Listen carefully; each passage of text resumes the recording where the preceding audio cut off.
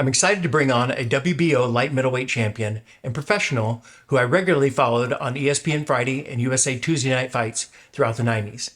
He went by the nickname of Superman, but most remember him as Bronco McKart. Welcome to Title Unboxed. With more than 40 years of experience in the fight game, our host, Doug Ward, will be covering every corner of the ring as we get comfortable between the ropes. We'll talk with both the lesser knowns and the legends, discuss boxing's rich history and current state of the game. We'll also look at today's latest innovations, equipment breakdowns, and insights you won't uncover anywhere else. Join us now as we take a look inside Title Unboxed.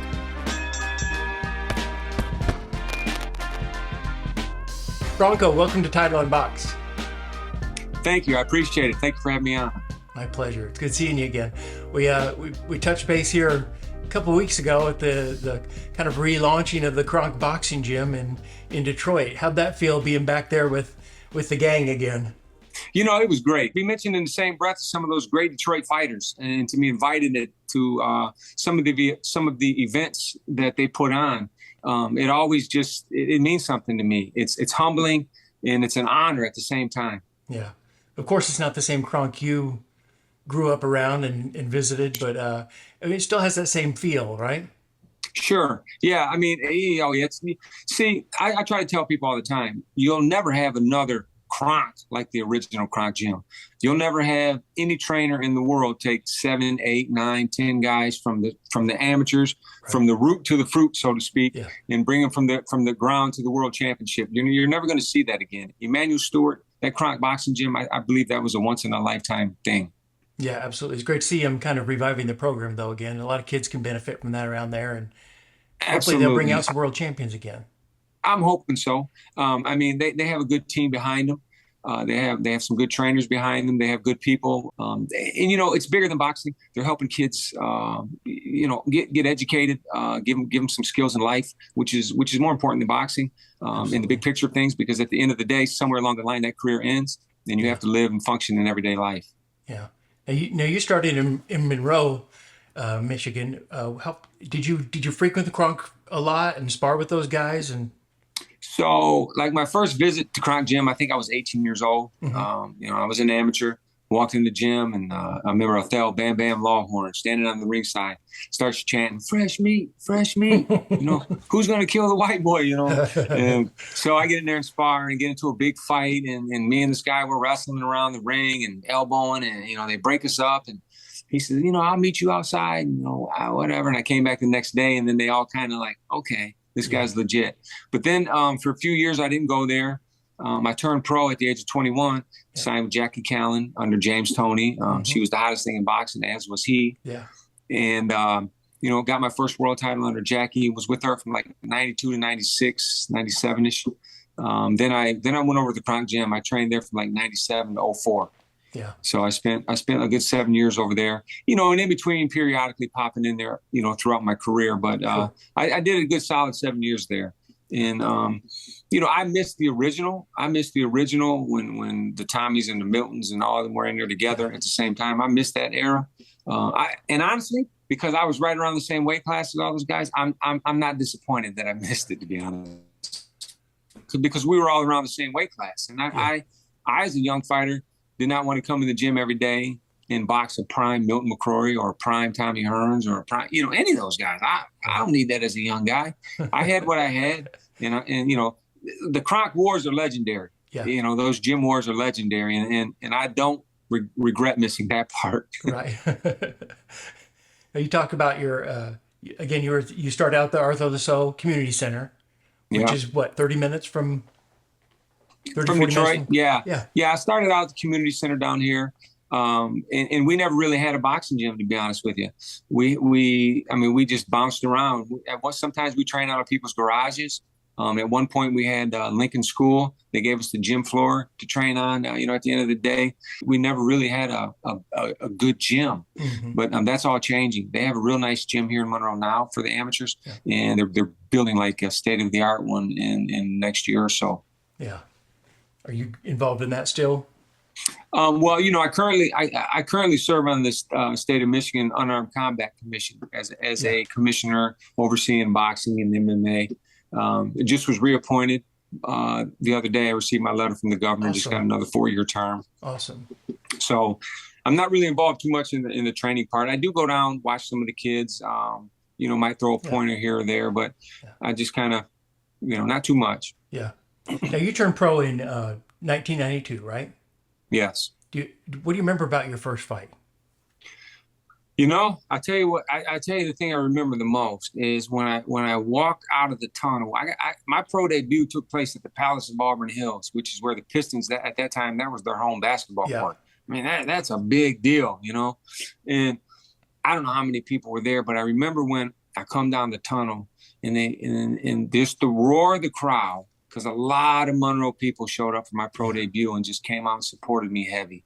And I remember almost being like numb, just like numb, and barely remembering the fight itself. As far as I know, I think I scored a first round knockout or something, but I was just so numb and in awe of the support that turned out for me that night. It was surreal. Well, and then you remained undefeated up to your 8th fight. And then you fought in Las Vegas. You fought Clayton Williams. Yeah. At Caesar's Palace. I want to talk about that for a second because there may be a little bit of a nugget of learning in here for some of our listeners and viewers.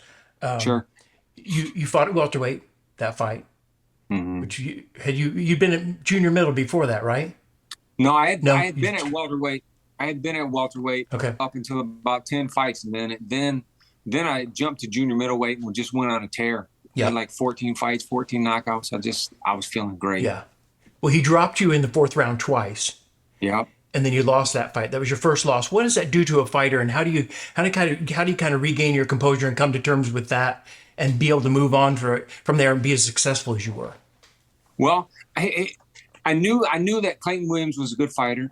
He was a national champion that year before he turned pro, I believe. So he was like the #1 guy in the nation. It was a tough fight to match up early like that, but they saw something in me and wanted to see if I could, be that guy.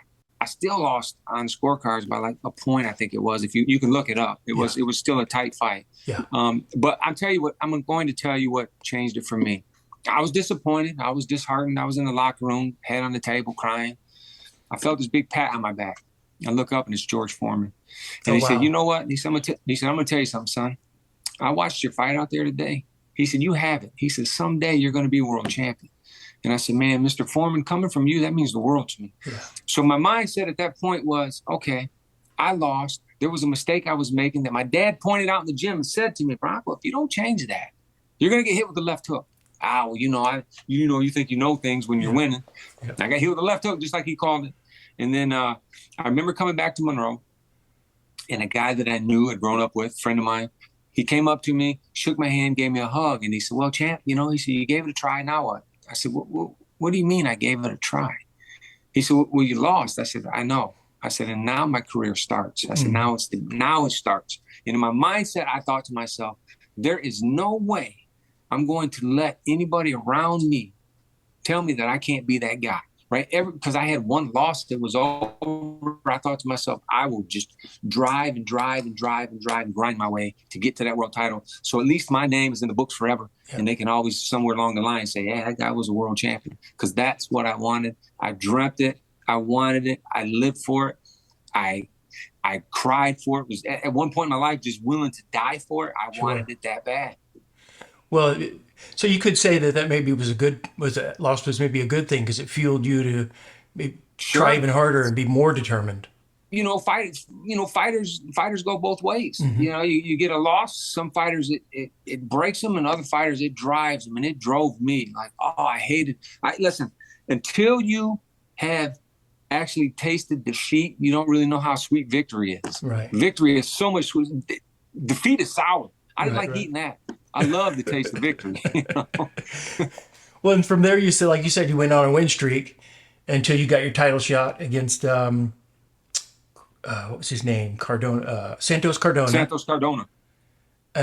You said that, I think you said at one point, that was, even looking back through your career, that was still the high point. It was no fight before or any time after that in your career you said had meant more to you. No, because I dedicated that fight to my grandfather.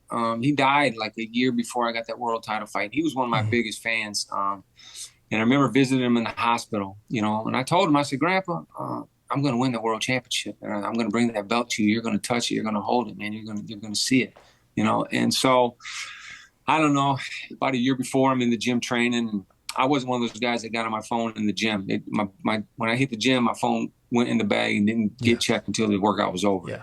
And so after my workout, I looked, I said, man, I got all kinds of messages and missed calls from my mom, who was living in Virginia at the time.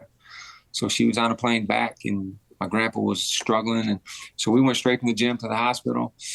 And, you know, when I got to the hospital, I remember walking down the hallway, my aunt was standing there, and she said, Bronco, he's gone. Wow. I said, what do you mean gone? What do you mean gone? You know, when it was like, boom, it felt like somebody just punched me in my gut, man. I mean, I just couldn't even catch my breath. I was going, oh, I was bent over, and they were saying, man, you got to breathe. It just hurt so bad. Yeah. Going into training for that fight, I had 7 shirts made, and I had a picture of me and my grandpa. He was a big guy, and I was on his lap, and he was laughing real big, you know, and it just had the number 4, a dash, and the letter U. And it was a picture of me and him. I wore it every day in training, 7 days. I wore them every day. That's why I had 7 of them made. And so when I won the fight, you know, I had the shirt on in the ring. I held a picture when he was a young Marine. I held that picture up. And when I got back to Michigan, me and my uncles, God rest their souls, they both passed on since. But we took that world title belt out to my grandpa's gravestone, laid it over the gravestone, just private, no media, didn't even tell anybody when we were doing it. We just did that. And we sat out there and we told stories, you know, good stories, and laughed and had a great time. And so in my heart, my grandpa did get to see it, did get to feel it, didn't get to touch it. So nothing in my career could ever compare to that moment of keeping the promise to my grandpa while he was on his hospital bed. Right. And to do it in that kind of a stunning, dramatic fashion. Yes. Yeah. It was special, and nothing, you know, like I said, nothing before, nothing since would ever compare to that. Yeah, that's amazing. Now, that fight was telecast on ESPN. Was that your first nationally televised fight? No. I'd had numerous fights on. I had a lot of fights on the USA Network when Sean O'Grady and Al Albert. I did a lot of fights on there, and I had other ESPN fights. I did a lot of fights on ESPN. Eventually made it to HBO and a couple pay-per-views and stuff. But no, it wasn't my first big televised fight. But it was my first big. Well, I would say my second. When I fought Aaron Davis, that was a big fight. Yeah. And that was for who gets to keep that Superman name. Yeah. I tell you what, man, I think it was you. That was a tough fight. That was one of those fights that it's almost great to sit back and watch that and think, man, sometimes I don't even know how either one of us made it through that one. Well, I mentioned that too in the intro. I remember watching all your fights, and it was really television-wise a heyday for boxing, because you had USA Tuesday night fights, you had the Friday night fights on ESPN, you had, of course, all the other major networks, but HBO was big then. They had gotten in the boxing game, and every big fighter was on HBO. Yeah, so just a good era for boxing. Oh, it was great. It was great. That USA Network that built my career. Yeah. USA Network in the Palace of Auburn Hills, that built my career. And then I was able to fight, you know, on USA over in Philly at the Blue Horizon. Yeah. Russell Peltz had me on there over there a couple times, and man, they treated me great over there. Just throughout the country, I tell you, everywhere I was able to fight, I was always treated well. Everybody treated me well. I really can't say the fans, didn't matter where I was fighting. They treated me nicely. Now, the Blue Horizon, that was Glenwood Brown, right? I fought Glenwood Brown there, and I fought a guy named Richard Evans there also. Okay. What was that like? Because Blue Horizon at that time was legendary. I mean, that was just, if you fight somewhere, the electricity, the atmosphere, what was that like? Oh, man, that was, you know, so as a fighter, when you get to fight, if you get to fight at when I was fighting anyway, Caesar's Palace, which I was blessed to fight there, MGM Grand, yes, Madison Square Garden, Checklist, yes, and Blue Horizon, yes. I mean, when you get to fight at those places, the Blue Horizon, the MGM Grands, the Caesar's Palaces, the Madison Square Garden, that's the Meccas, man. You've made it to the Mecca of boxing. I don't care what they say. Right. When I was fighting at the Blue Horizon, man, I just felt tough. Right? I mean, I'm in the blue. I mean, I've got to put on a tough fight. These fans are here to see a tough fight, and that's what they love in the blue. Yeah, well, it's legendary. Yes. So you mentioned Glenwood Brown, uh, Skipper Kelp. We want to talk about Skipper Kelp because we talked about that a little bit there. Mm-hmm. Going into that fight with Skipper Kelp, you were the underdog, no question. Mm-hmm. Yeah. So what do you remember about that fight and that experience? Because he was kind of the name guy at that guy Saigon. In all of my career, that was the fight to this day I was the most nervous about. Really? I mean, I literally was in my hotel room the day of the fight, just dry heaving. Never done that before or since. Dry heaving, just nervous, trying to figure out how to. And then I knew there was just a pool of people in my own city that just didn't believe I could beat this guy. Mm-hmm. And I knew in my heart of hearts, so I got my mindset. And this is how crazy I wanted to win. This is how crazy I was when I was boxing. You were intense. You were intense. There's no doubt about that. I wanted to win so bad. I said, God, I would rather die than lose this fight. So I want to ask you right now, forgive me of all my sins. I want to make sure my slate is clean. And I'm saying, take me out before you let this guy beat me, because I do not want to get on a plane, fly back from California, and let somebody say, you almost did it. You were on. I don't want to hear those words, right? So I got on the phone. I called my grandpa, who didn't come to California, and he said, Bronco, why are you calling me? You never call me before fights like this, talk like this. I said, because I prayed, I made peace. I asked God, let me die before this guy beats me. He said, don't talk like that. I said, I'm just letting you know. I called all my family like I was going into walking the Green Mile or something, And then, I end up beating Skipper Kelp, and that was a big boost. And you know what? I remember my dad telling me when I turned pro, that's the guy someday you're going to have to beat if you want to get where you want to go. And I'm thinking, no, that guy's so far ahead of me. I'm never going to see that guy. I might see him in a building or something. I'm never going to be in the ring with him, And sure enough, we got that fight, and I got the win. I'll tell you what, he is a good, solid, classy guy. I like Skipper Kelp. Yeah. I have nothing but the utmost respect for him. I just think he's a good guy and always was class before, during, and after, and everything. He's always just, and we're in touch on like Facebook. Yeah. We see him pretty often. We bounce back and forth between here and Las Vegas, and he's of course has the Fight Capital. I will. I think he has I think Fight Capital is like the oldest MMA gym in Las Vegas. It was around when all the beginning guys were coming up and making a name for themselves, the Chuck Liddells and all those guys. Yeah. So he's got a good thriving business there. Ooh, man, that guy had a left hook. I don't even know if he realized it, but he hit me with a left hook in the body. Uh-huh. Oh, God. Thank God it was at the end of the round. It was at the end of the first round. I went back to the corner. I told my corner man, stand in front of me. He stood in front of me, and I was going, He said, you're going to be okay? I said, I will be. I just don't want to see me. He dang near snapped me with that shot. Show the weaknesses. Huh? Oh, man. So let's talk about everybody. Many fighters have that nemesis, that guy they just can't get past. Shane Mosley had Vernon Forrest. It's like any day of the week, it was going to be a brawl, and he just struggled to get through him. The same with Shane Mosley and Oscar De La Hoya. De La Hoya just could not figure out that puzzle. Winky Wright was kind of that guy for you. What made him so difficult to fight? Was it just the fact that he was such a good survivor, or were there other things that really made him tough for you? Well, I always say this. I always feel like I still feel in my heart of hearts the first time we fought that I eked that fight out. I thought I should have got that decision. I'll always say that. No ifs, ands, or buts. Third fight, I got DQ.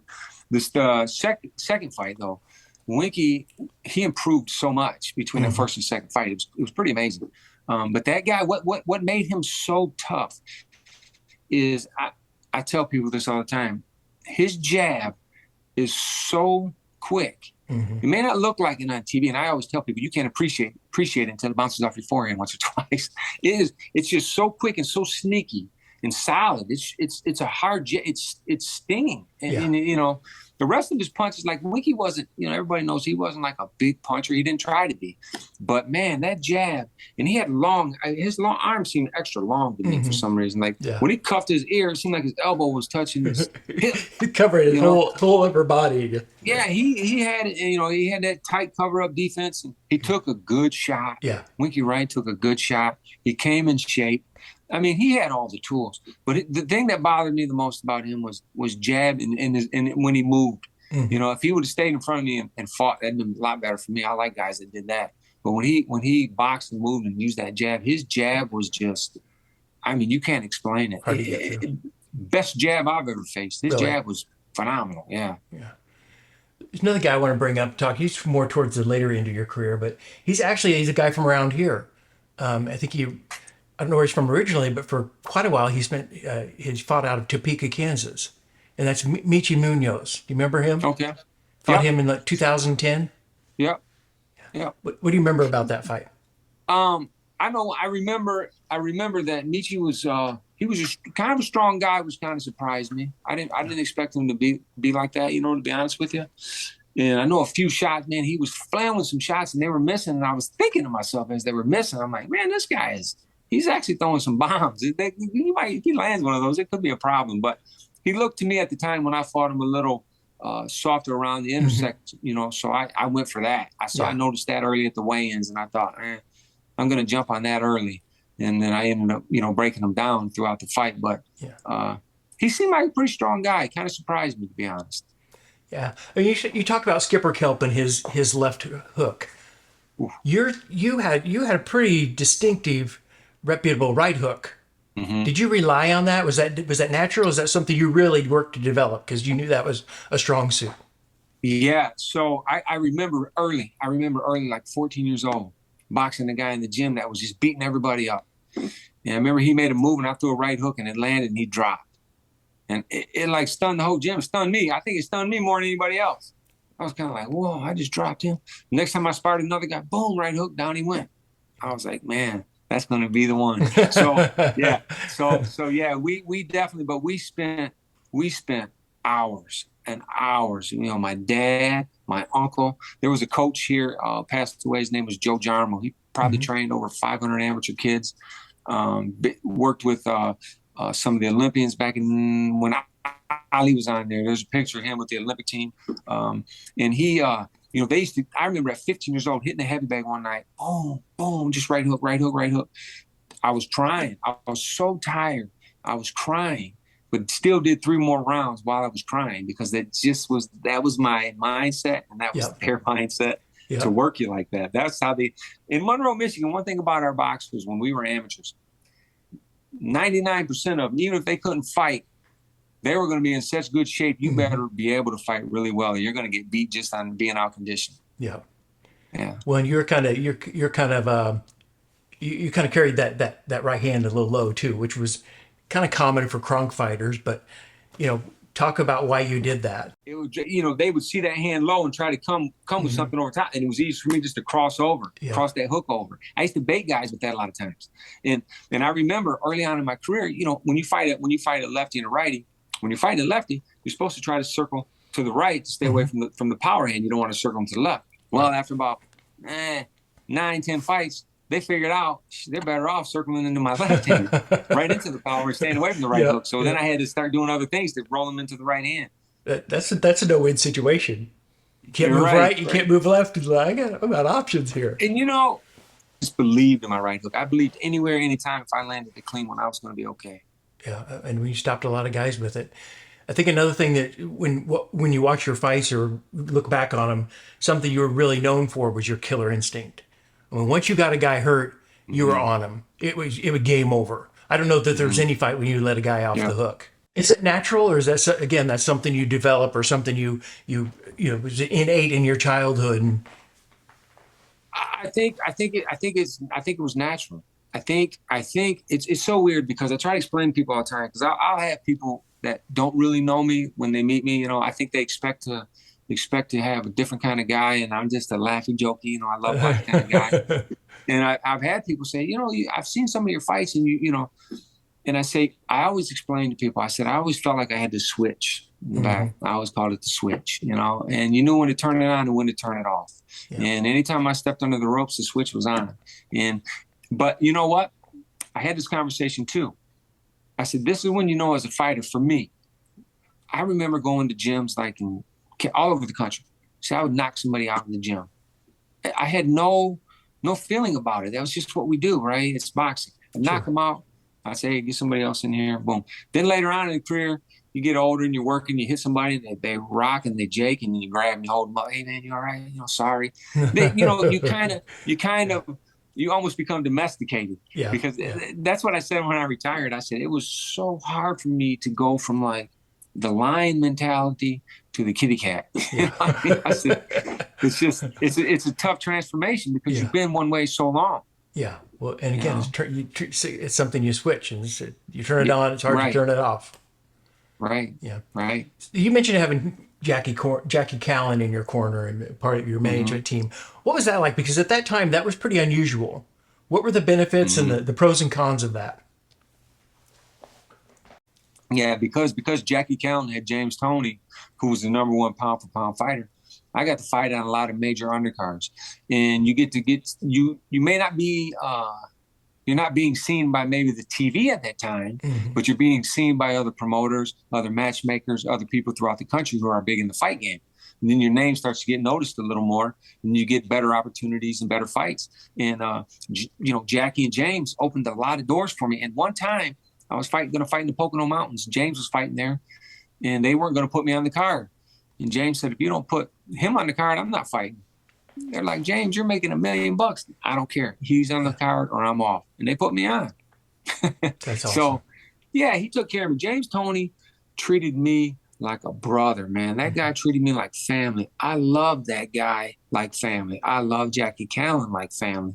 See, in boxing, most of the time when a relationship ends, managerial, promotional, whatever, usually there's not too many good words to be said on either side. Usually there's a bad reason why, but it just was what it was at the time.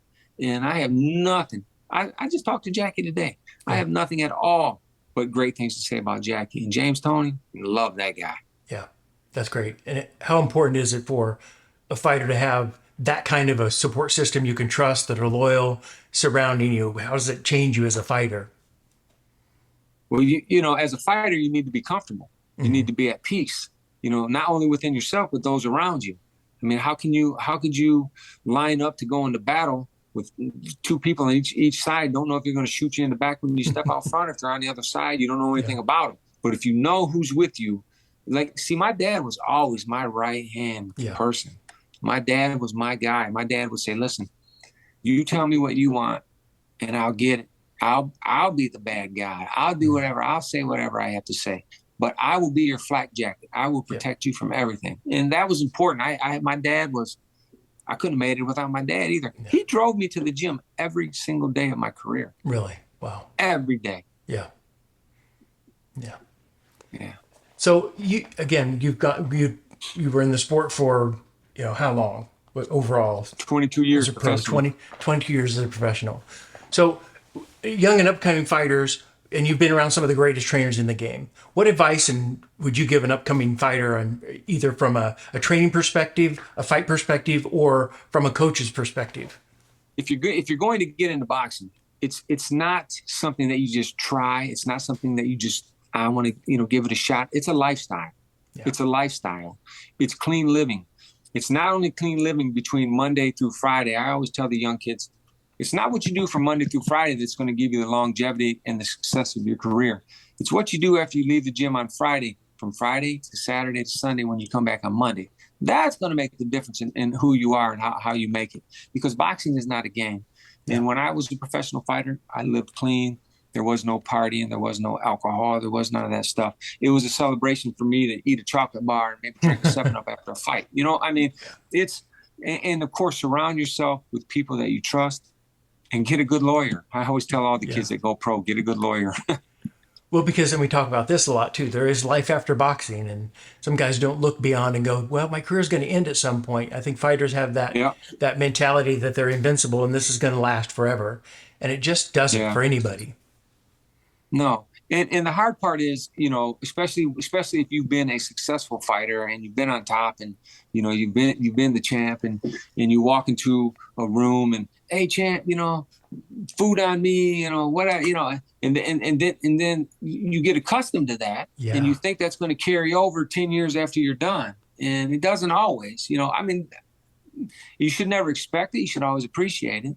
I mean, there are a lot of people this day. There's businesses, restaurants I go into, I mean, they treat me just like family, you know. Yeah. They don't, you know, but you do have to plan.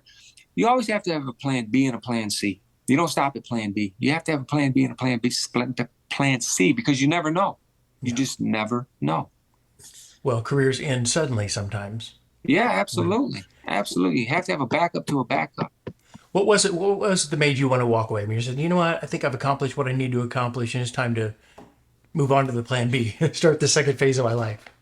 Right. You know, honestly, in my mind, I should have truly retired about 7 years before I did. Really? When I look back and reflect back, and I'm going to tell you what changed for me. When I was the guy that was just driven and just had that mindset, I remember going to funerals, either getting up extra early so I could train before the funeral, get half of my workout in, go to the funeral, go to the gym after. Miss birthday parties, miss certain events, because that's what I felt it took to be the best. And then, you know, when I got older, and maybe like on a Monday, my dad would call and say, you know what, Pops, I'm not feeling today. I'm going to double up tomorrow. Right then at that moment, I wish I would have realized it. You know, it's over. Because as fighters, you always find reasons to go and never a reason to miss. But I just kept going on for my last fight, and I was working with this high-level young amateur, and I was baiting him on some moves, and he didn't know what I was doing, but I knew what I was doing. Yeah. I was trying to bait him to throw right hand so I could beat him with the left.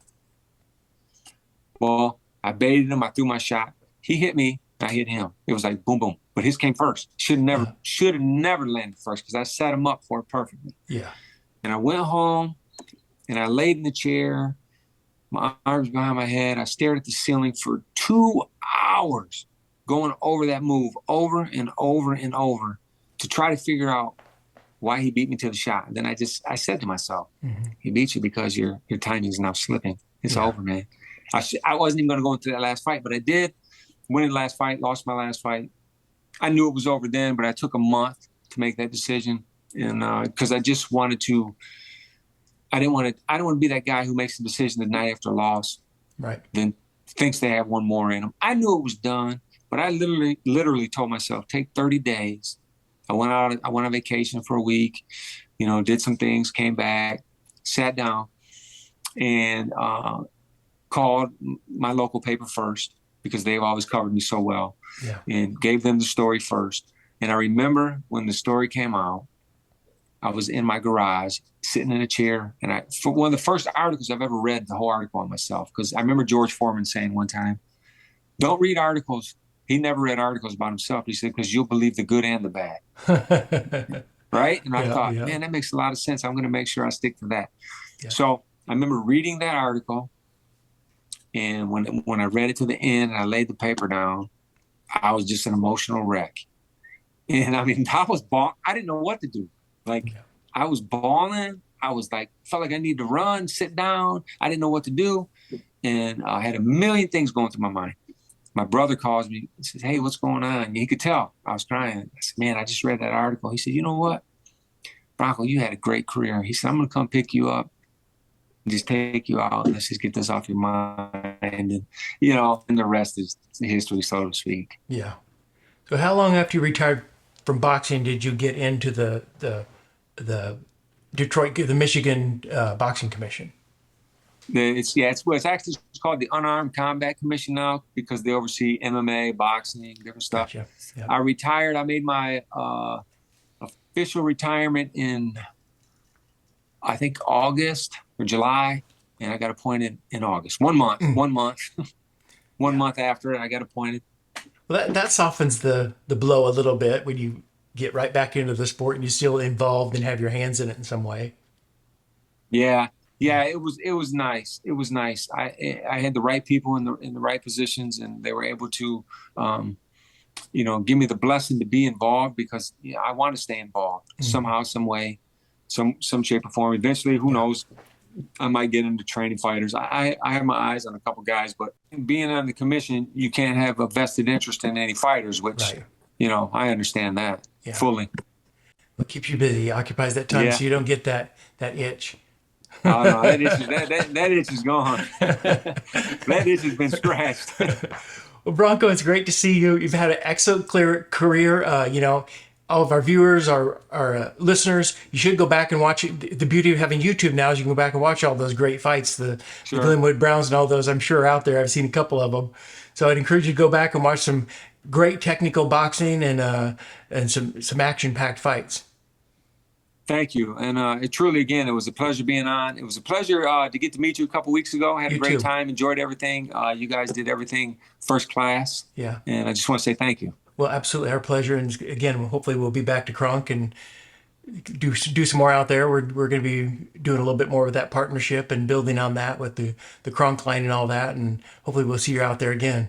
Oh, definitely. Look forward to it. Let me know. All right. Thank you, Bronco. Take care. Take care. Yeah. Thank you for watching this episode of Title Unboxed. If you're anything like me, you can never get too much boxing. So if you'd like to watch more episodes, you can find us on Spotify, Apple Podcasts, and on our Title Boxing YouTube page.